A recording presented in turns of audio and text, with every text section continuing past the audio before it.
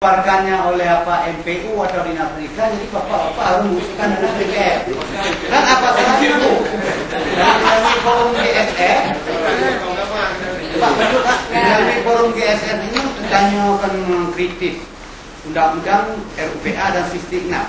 Jadi apa salahnya kita mohon kepada pemerintah provinsi melalui pemerintah kabupaten untuk menulis sedikit bahasa itu bahwa untuk komite disediakan intensif. Kita mohon kepada DKP provinsi Bu. Jadi melalui Ibu dan melalui GSR dan pemerintah kabupaten pada umumnya mohon. Ya, ini saya jawab langsung Pak oleh kepala sekolah. Jangan dianggap bahwa komite itu adalah bawahan daripada kepala sekolah.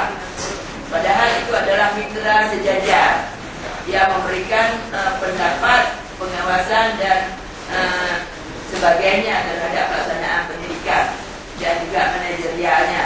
Kemudian yang menyangkut dengan yang Bapak sebutkan tadi masalah apa? Masalah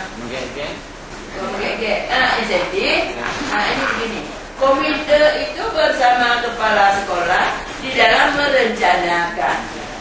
Setiap tahun sekolah itu punya dana BOS.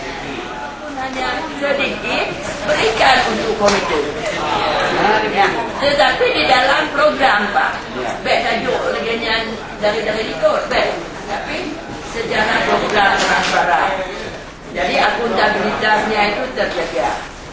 Demikian Pak, KB.